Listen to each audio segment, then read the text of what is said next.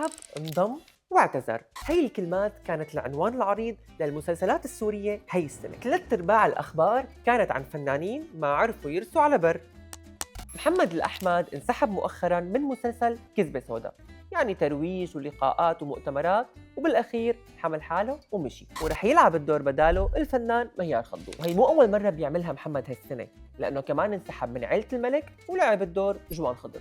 الفنان نجين إسماعيل كمان انسحب من الجزء الثاني من مسلسل تحت الأرض، والشخصية راحت لجوان خضر. أما مطبخ المدينة فكان أكثر عمل تحول لقصة ماراثونية حتى قبل ما يبلش تصوير، ورشا شربتجي دخلت سنة كاملة بدوامة هالعمل. العمل كان من بطولة قيس الشيخ نجيب، سامر إسماعيل وسلافة معمار، وبسبب ارتباطاتهم راح لمكسيم خليل، ملهم بشر وأمل عرفة. أمل كمان انسحبت من عيلة الملك لصالح مسلسل مطبخ المدينة، والدور راح للفنانة ديما بياعة. مسلسل النويلاتي كان مفترض يلعب بطولته الفنان باسم ياخور، بس فضل يشتغل بلبنان مع سيف سباعي وراح الدور لسامر المصري.